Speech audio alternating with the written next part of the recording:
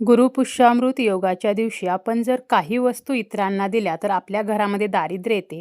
माता लक्ष्मी ही आपल्या घरातून निघून जात असते. श्री स्वामी समर्थ. उद्या गुरुवारी गुरुपुष्यामृत योग आलेला आहे. अगदी दुर्मिळ येणारा आणि क्वचित येणारा असा हा गुरुपुष्यामृत योग असतो.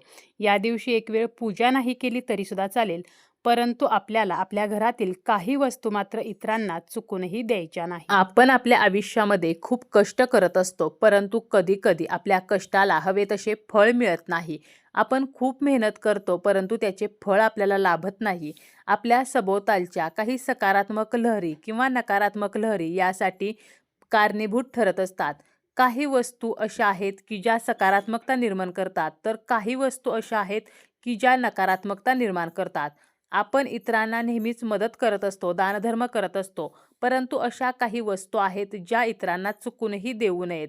जीवनामध्ये सर्वजण जे आहेत तर ते पैसा कमवण्यासाठी धडपड करत असतात. आपल्याकडून जर काही ठराविक दिवशी काही चुका होत गेल्या तर मात्र आपली कोणतीही पूजा उपासना फलदायी होत नाही. घरामध्ये पैसा पुरत नाही, माता लक्ष्मी नाराज होते, कर्ज भेटत नाही. त्याचप्रमाणे त्याचे दुष्परिणाम जे आहेत तर ते मात्र आपल्याला भोगावे लागत असतात. आणि म्हणूनच काही वस्तू आहेत ज्या आपल्याला इतरांना काहीही झाले तरी किंवा कोणी कितीही मागितलं तरी सुद्धा आपल्याला द्यायच्या नाहीत. तर त्यापैकी पहिली वस्तू आहे ती म्हणजे उधार पैसे. एखाद्या व्यक्तीवरती विश्वास ठेवून आपण पैसे उधार देतो, उसने देतो, परंतु ते पैसे वेळेमध्ये परत येत नाहीत. किंवा पैसे आपण इतरांना वाटत असतो की बघा, कधी कधी आपल्याकडे जर पैसे आले तर आपण लगेचच तुला हे पैसे ठेव म्हणून देत असतो, परंतु हा एक प्रकारे माता लक्ष्मीचा अपमान असतो. आपल्याकडे जी लक्ष्मी आलेली आहे तर ती आपल्याकडे आपल्याला स्थिर ठेवायची आहे, ती उगीचच याला त्याला वाटत बसायची नाही. त्याचप्रमाणे आपण एखाद्याला उधार पैसे देतो, परंतु आपल्याला जेव्हा गरज असते तर नेमकं गरजेच्या वेळेला ते पैसे जे आहेत तर ते आपले असून सुद्धा आपल्याला वापरायला मिळत नाहीत. म्हणूनच आपल्याला काहीही झालं तरी या दिवशी उधार पैसे हे अजिबात कोणालाही द्यायचे नाहीत. कारण आपण जर पैसे इतरांना दिले तर एक प्रकारे आपण माता लक्ष्मीचा अपमान करतो. आपली लक्ष्मी जी आहे तर ती स्वतः होऊन आपण दुसऱ्याच्या हाती सोपवत असतो. म्हणून काही झाले तरी उधार पैसे द्यायचे नाहीत. याचप्रमाणे आपले सोन्याचे जे दागिने आहेत तर ते सुद्धा कोणाला द्यायचे नाहीत. सोन्याच्या दागिन्यांमध्ये सुद्धा आपल्या माता लक्ष्मीचा वास असतो. कारण सोनं जे आहे तर त्याला सुद्धा आपण लक्ष्मी स्वरूप मानत असतो. सोन्याचे दागिने जे आहेत तर ते आपली एखादी शेजारी नसेल, नातेवाईक असेल किंवा मैत्रीण असेल आणि तिला जर ते आवडले आणि या दिवशी जर तुमच्याकडे ते दागिने ती मागायला आली तर तुम्हाला स्पष्टपणे नाही म्हणायचं आहे. परंतु आपले सोन्याचे दागिने म्हणजे आपली लक्ष्मी ही चुकूनही इतरांना या दिवशी द्यायची नाही. याचप्रमाणे आहे ते म्हणजे आपल्याला आपल्या घरातील जे धने आहेत तर ते चुकूनही कोणाला द्यायचे नाहीत. धने जे आहेत तर ते देवीला, लक्ष्मी मातेला खूप प्रिय आहेत. धने म्हणजे एक प्रकारे आपले धन असते. तर असे हे अख्खे धने जे आहेत तर ते सुद्धा आपल्याला कोणालाही द्यायचे नाहीत. त्याचप्रमाणे आहे ते म्हणजे हळद. हळदसुद्धा माता लक्ष्मीला खूप प्रिय आहे. आपल्या घरातील हळद असेल किंवा हळकुंड असेल तर ते सुद्धा अजिबात द्यायचं नाही. माता लक्ष्मीला प्रिय असलेली लवंग आणि वेलची या दिवशी कोणी कितीही मागितलं तरी अजिबात इतरांना द्यायची नाही. जर तुम्ही या दिवशी आपल्या घरातील लवंग, वेलची ही इतरांना देत असाल तर आपली कुलदेवी नाराज होते. त्याचप्रमाणे आपल्यावरती कर्ज असेल तर त्यामध्ये वाढ होते, कर्ज फिटत नाही, आर्थिक अडचणी ज्या आहेत तर त्या निर्माण होत असतात.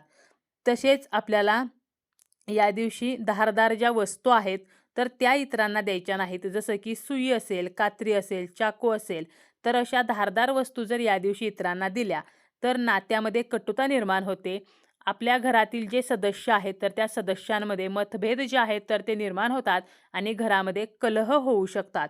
म्हणून धारदार वस्तू ज्या आहेत तर त्या द्यायच्या नाहीत. त्याचप्रमाणे आपण आपल्या घराच्या साफसफाईसाठी जो झाडू वापरतो तर तो झाडूसुद्धा लक्ष्मी स्वरूप असतो. तो सुद्धा इतरांना कधीही देऊ नये. आपल्या घरातील जे पेन आहे म्हणजे आपण ज्या पेनने लिहितो तर तो पेनसुद्धा कधीही इतरांना देऊ नये आणि इतरांचा पेनसुद्धा आपल्याला वापरायचा नाही.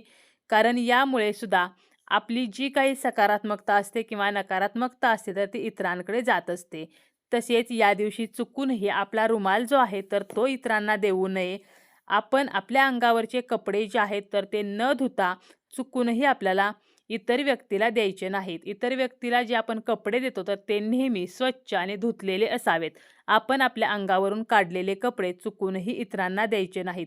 अगदी आपल्याकडे पाहुणे जरी आले तरीसुद्धा आपण वापरलेले कपडे किंवा आपण वापरलेले बेडशीट हे त्यांना देऊ नये. तर त्यांच्यासाठी आपल्याला एक्स्ट्रा बेडशीट जे आहे तर ते ठेवायचं आहे. तसेच या दिवशी संध्याकाळच्या वेळेला दूध असेल, दुधाचे पदार्थ असतील, म्हणजे बघा दही, ताक, त्याचप्रमाणे आपल्या घरातील तेल आहे, मीठ आहे, तर हे सुद्धा कोणासही देऊ नये. यामुळे माता लक्ष्मी घरातून काढता पाय घेते. वास्तुदोष जे आहेत तर ते सुद्धा निर्माण होत असतात. त्याचप्रमाणे साखर जी आहे तर ती सुद्धा तिन्ही सांजेच्या वेळेला अजिबात आपल्याला इतरांना द्यायची नाही. आपले जे घड्याळ आहे तर ते घड्याळ जे आहे तर यामध्ये खूप मोठी सकारात्मकता असते. घड्याळ जे आहे तर ते आपले भाग्य दर्शवते. बऱ्याच वेळेला आपण काय करतो, आपले घड्याळ हे इतरांना देतो, मित्रमैत्रिणींना देतो, परंतु या दिवशी चुकूनही आपले घड्याळ जे आहे तर ते इतरांना देऊ नये. आपण जर आपले घड्याळ इतरांना दिले तर एक प्रकारे आपण आपलं भाग्य जे आहे तर ते इतरांना देत असतो. तर अशा काही वस्तू आहेत ज्या या दिवशी चुकूनही इतरांना देऊ नयेत.